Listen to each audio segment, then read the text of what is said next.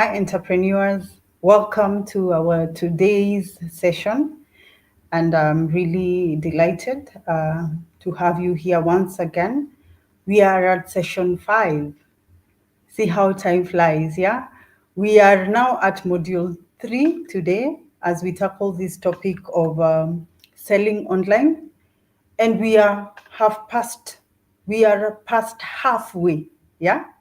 So it's exciting when we make strides towards maybe achieving something we've set for ourselves. I am your lead trainer, Wangoi Gitao, for WIDP.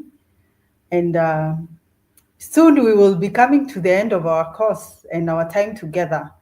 And my goal and my desire is that your business will never be the same again in terms of you actualizing this information you're getting from here. It is very practical. Yeah.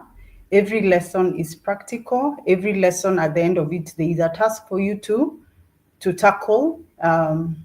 Self-paced learning where you can just take your time and go through a concept by concept and even the how to. Yeah. By now, I know you know how to create a website. Yeah. You probably can do it by yourself today because this is how practical it gets.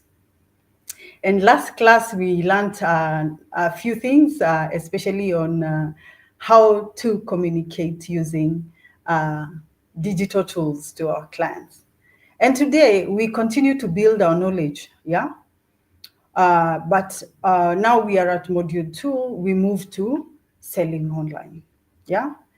And trust you me, the goal of everyone who has products and services is to sell.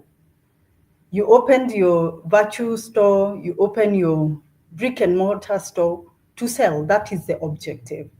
And I remember saying that uh, you do not sell what you want, you sell to solve a problem. Look for a problem, solve it, and then you will have your customers.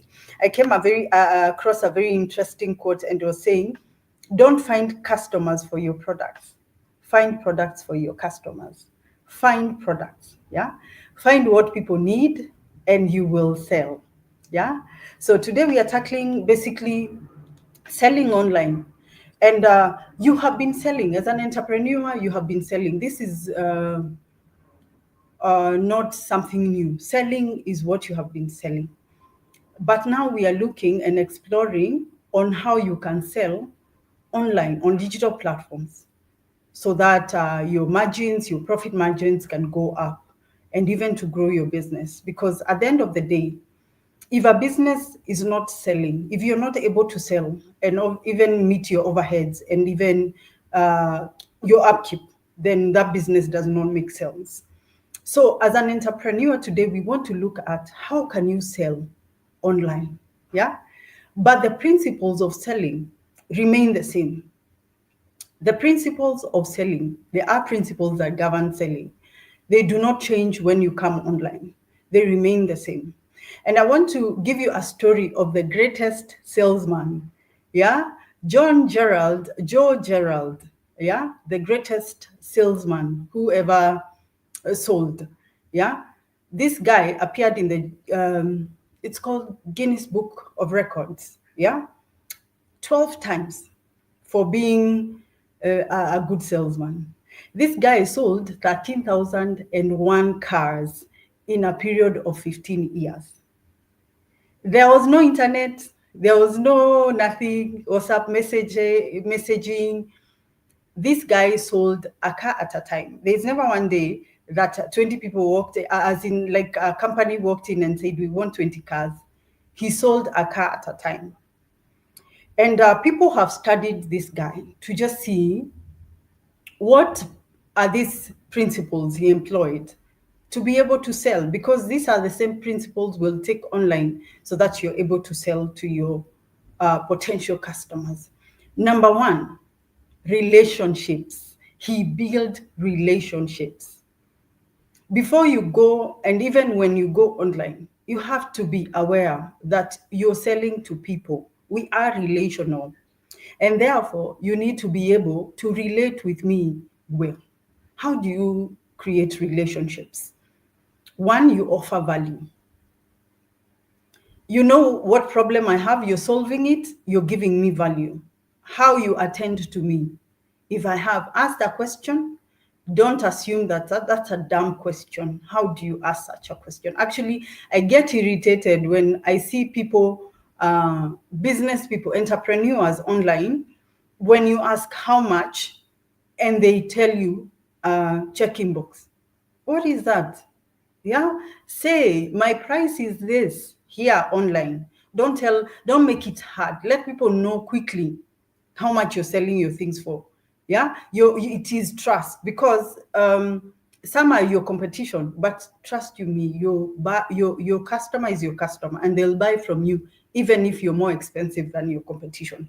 So historia ingia inbox, no, put your prices out there. Let your customer understand the value offering, and don't lower your prices so that you can fit in. Otherwise you'll mess your business. So one thing Joe Gerald did, he had very good relationships with his customers.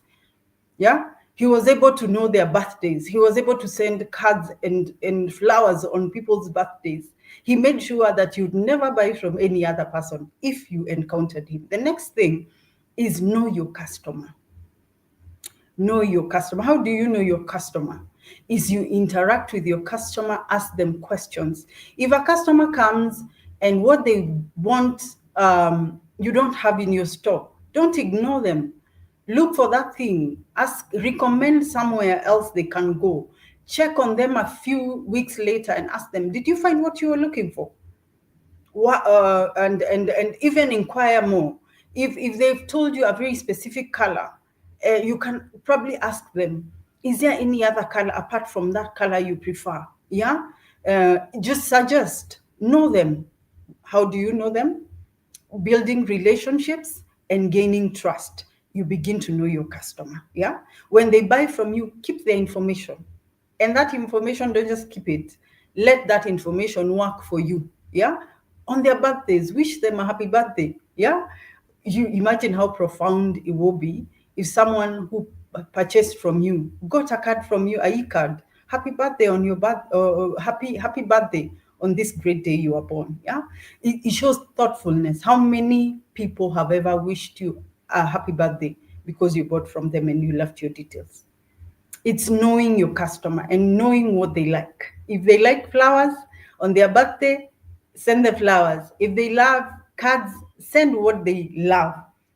And the other thing, and I touched on it, is communication. Communication is key to building relationships and to keep people going. I know it becomes very hard to communicate, especially when you're not communicating good things, good news. But I want you to know that even in difficult times, please communicate with your customer. If your customer got a product they never offered, they never asked for, or they gave you the wrong brief, communicate with your customer. Let them understand you, understand them. Don't ignore your customer. You ignore them, you don't have a repeat buyer. And the goal of your business should be retaining customers, having people who are coming back to you because you offered great customer service. And let me tell you, if you're not taking care of your customers, your competition will take care of them. So communicate with your customer, however uncomfortable. If you need to go back to your pocket to save a name or your reputation, please, by all means, do that, because your customer becomes your advocate or the ones who speak against you. So that is how Joe was able to sell. But now we are talking about selling online. Yeah, there are limitations that we will come across when we are selling online. Yeah, there are limitations that we will come across, especially if you're using social media. There are things we will not be able to do, especially on Facebook, on Instagram, on WhatsApp. Why? Because these platforms don't allow for a seamless communication through and through. When you take a customer on your Facebook page, they are interested. They ask for your payment details. You'll give them your till number, your buy goods and services number, or you'll give them your phone number. That way, they will have to transact outside the platform. Okay, so this, when you're selling on these platforms, on Facebook, on WhatsApp or Instagram, you'll find that kind of limitation. But that doesn't mean you cannot sell on Facebook. I've sold via WhatsApp. Someone has seen a product they want, and you take it. Now on the phone, I take their number, we call each other, and we close the sale. That means it is not an end-to-end transaction on online platform. Okay, so those are the limitations when it comes to Facebook. And remember, it's not your platform. It is a metaverse platform. So they dictate the parameters as to the how much you can, what you can do and what you can do. And in this case, these platforms don't have a payment module integrated with it. Maybe eventually they will go that direction, but for now, when you sell via your social platforms, especially the social media, that is the biggest challenge you will encounter. And that brings us to e-commerce. And we are asking today, what is an e-commerce? Okay, e-commerce store. Okay, these are virtual stores, yeah, that serve buyers and sellers.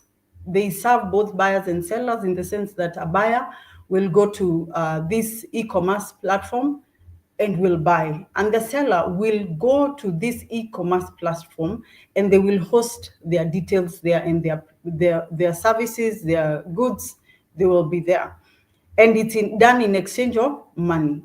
Okay, so if I come as a buyer to an online e-commerce platform, this is not social media, this is a website. I go there, I pick a few items. It has a payment integrated system.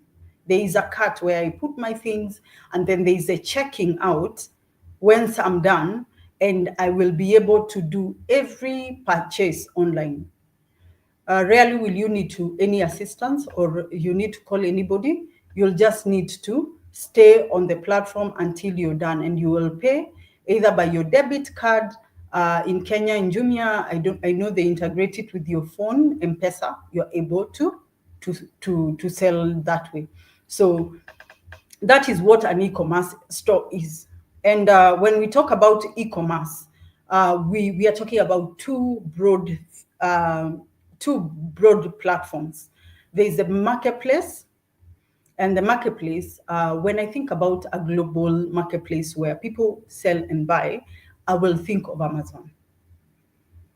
In Kenya, as a book writer, and you want to sell your book to everyone, anyone in the world, you can sell your book on Amazon. Amazon is not your platform. It is a marketplace platform where you go open an account with Amazon. You read their terms and conditions. Okay, they have terms and conditions, and then they dictate the space and how you can sell. They have rules on how you should sell on their platform. So there are limitations when it comes to marketplace platforms, because you only do what the owner of the marketplace allows you. Okay, and then you're able to sell. They will hold your money. They hold your money until the sale is successful, and then they will release your money. You pay them to use the platform. As a business person, you pay a fee. Okay. The next one platform we want to look at is website or landing page. Last time we looked at what website, landing page as tools for selling or communicating with your customers. And landing page is one-paged website. We looked at that in details. And website is where you sell your, it's a platform that is bigger than a landing page, in the sense that you have many more pages. You can tell us about your business. You can sell to us your vision, your mission, your core values. It goes deeper. It can go deeper beyond selling. I know of companies that have foundations, CSR, they have CSR programs, and they tell us and show us on their website. So beyond selling your products and services on website, it is a tool that can do beyond just buying and selling. And our website is yours. Our website, unlike marketplace platforms, website is yours. You can custom make it to sell anything, however, your colors, your theme, everything you sell. You're the one who has end-to-end access to even payment. You receive the payment, you dispatch the goods, you can partner with a delivery service. But these are the broad two platforms we are going to look at when we're thinking about e-commerce.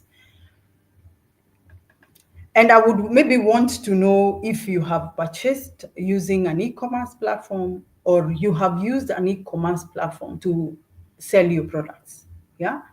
I had said that I had used one. What I did, I think it's Gigi. I used Gigi for selling property. I remember putting photos there, opening an account, paying a fee, but I never got to do a transaction. So I don't know how that would go. If you have experience with selling on e-commerce platform, let's say Jumia or Kilimall or Maiduka Maidawa, you can let us know how that experience is, because it should be an end-to-end online buying or selling. Yeah. And any front page of an e-commerce platform has a display of products or the services you're offering, and they are very attractive. I was at Jumia just the other day, and they have discount, just blinkering discounts. Many companies are hosted within Jumia, international, local companies. They are there, and they are all clamoring for you as a buyer to buy from there. So if you are a serious business person, e-commerce platforms, even these ones that are actually Jumia, one of the things they are saying, they have daily millions, they attract millions of people daily. And remember, we said as an entrepreneur, you go where your customer is.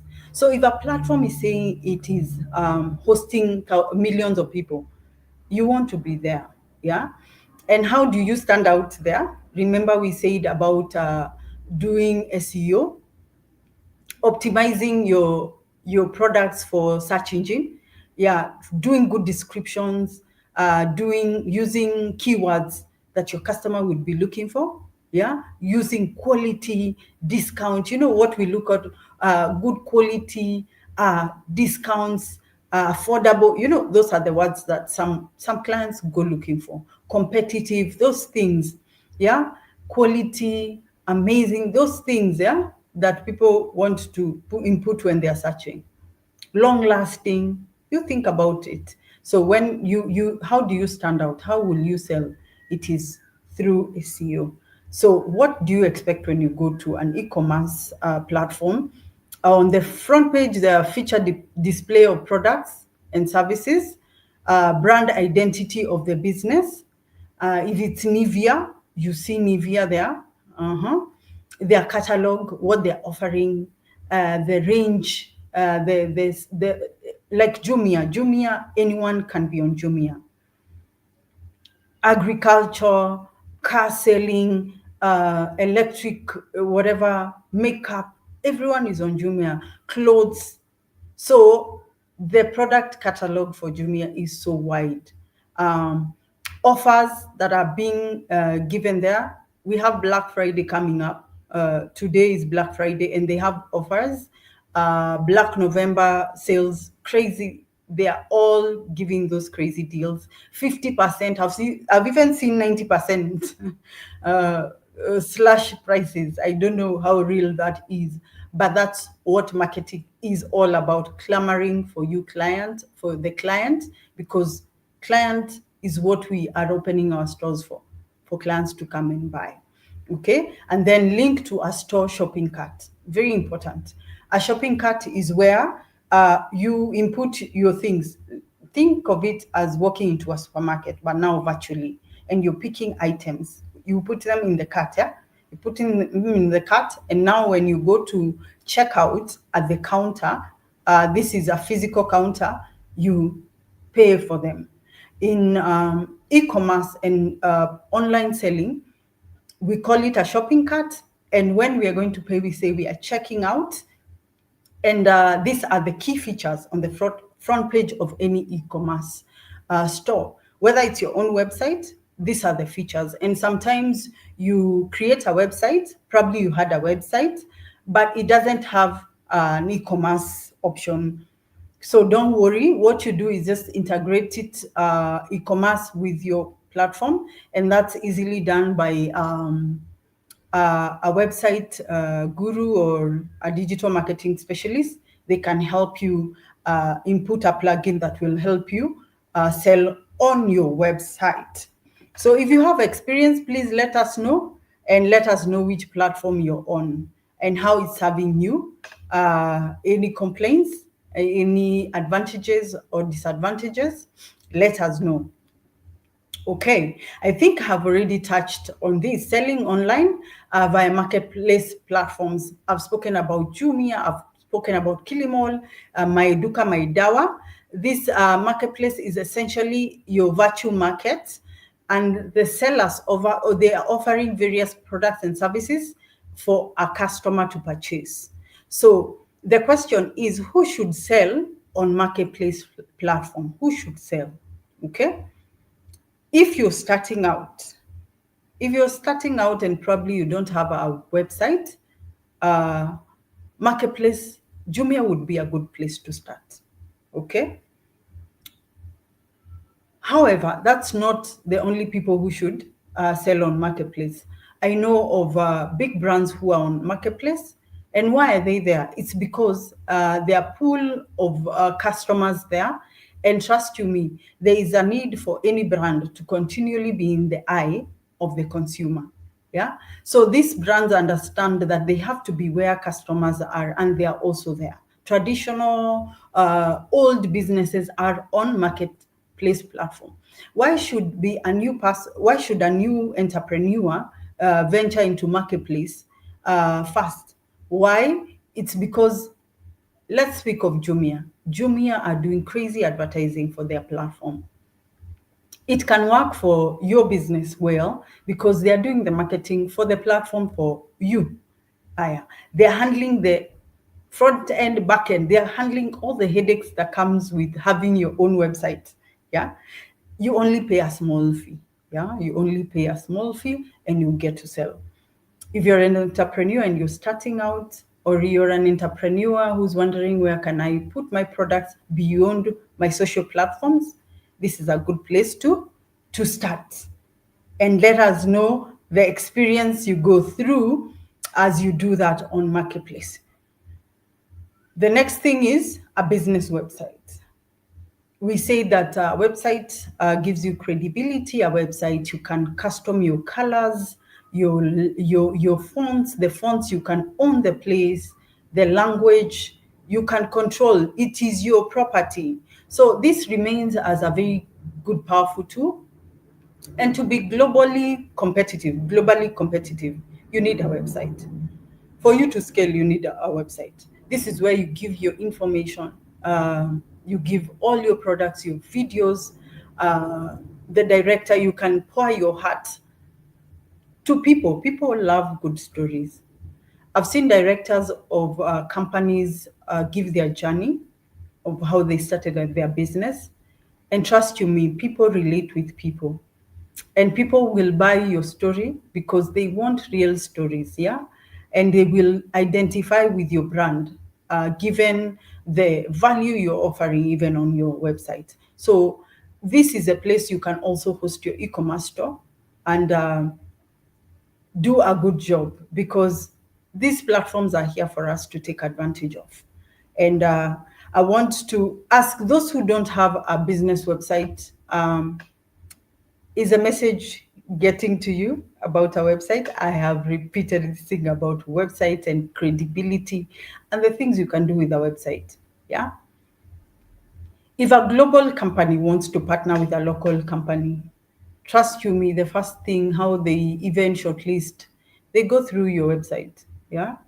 Trust you me, would stand a chance to compete with people with websites if you don't have and you want to go far. So you begin with a landing page if the resources are not adding up, and then you build up. So we don't have any excuse as to why we don't have a business website.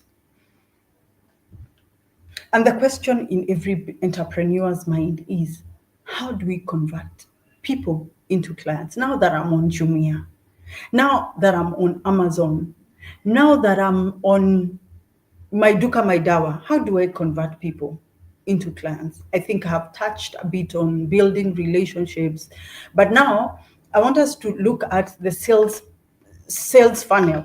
Yeah, a sales funnel is the flow, the imagined flow that moves a customer from the day they know about your business to when they buy your product. Okay. There is a first time you became aware of a brand, of a person. There is always a first time. And we say first impressions last. So brand awareness is key. We cannot buy even on those platforms. You need also to complement your social media to create a lot of brand awareness. So we have stages to a customer making a decision to buy. Okay? There are stages. There is awareness, there is interest, there is desire, there is action. Other people shorten it, other people make the process longer. They are the same things, only some are just add-ons, but it's the same thing.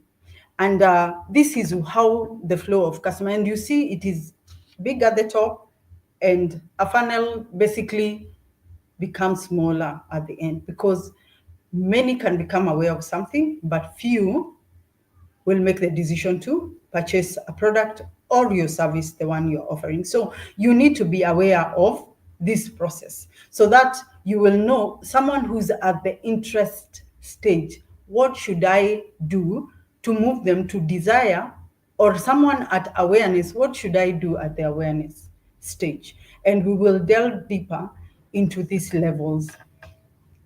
And at the awareness stage, that's where there are many prospects. At the beginning, there are so many prospects. And who is a prospect? Prospect is a person or a business that may become your client. Okay? So if you're selling bras for women, all women are your prospects. Yeah? They might buy your products. They are all prospects. And then now we move to interest. This becomes your lead. People who become interested in that product, your bras, yeah, they become leads. Okay? These people further engage you either on your website or on your socials, and they ask you how much. Do they come in these sizes? Are they coming in these colors? That's someone who's interested, and that's a lead. At this point, when you have a lead, you can ask for their number or more details on how you can contact them. Make sure at the lead stage, you are able to win their trust enough they can give you their details, because a lead does not necessarily become a customer, but a lead is someone who's interested, and they might not buy today, they might buy tomorrow. So don't ignore your leads. Keep the leads. I have, I don't know, thousands and thousands of would-be leads, my leads, yeah?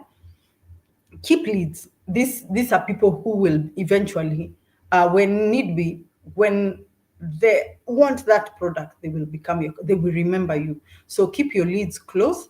And these are the people now you begin to target with discounts. These are the people you entice with as a mass discount sale.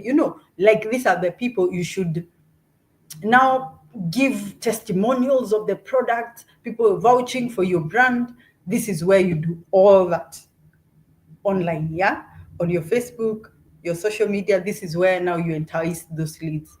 And then now customer, your lead will become a customer by making a decision to buy from you, okay? And when a customer has made a decision to buy from you, that is not the end. the end for me, I always say that when you become my customer, I want you to become an advocate for my business. I want you to bring 5 others. And how do you do that? Is by offering them excellent customer service, taking care of your customers, asking them, how is the product? How do you feel? Allow feedback. Ask them for feedback. And your customers will trust you, and they will bring others, and they will become an advocate.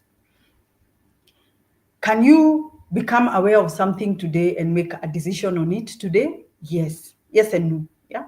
Allow me to say yes for me. I remember there is a day I became aware of a product and I bought it the same day because it came from an advocate. Someone I trust, someone I, like my person, like person who I can give me credible information, got aware and bought this product. And when they came to me and they told me about the product and what the product had done for them, I became more aware that day and I made a decision that day. So it's not cast on stone. Awareness, interest, desire, action, it's not cast on stone. Someone can become aware and purchase. Someone can become aware and not purchase, or even not become interested. But you need to know that once someone buys your product, kazi inaanza hapo. Don't be happy to sell. Be happy that that customer can bring 5 more customers. And I want you from now on to be very intentional in building relationships with your customers. Sometimes it's hard, especially when the customer is taking advantage of you. Make sure you handle those cases amicably. I know there are people who would order things and they are not genuine and they will just want to mess you. Make sure you have good policies to cover your back. That if you buy a product, I cannot refund money. Make sure you protect your business at the end of the day, because there are customers whose aim is not to really buy from you. There are some who are just stubborn and they just want to waste your time. Make sure there are clear policies, especially when you're selling online. And when you see these platforms, the Jumias, there are clear policies, yeah, on how you can return an item, on what you cannot do.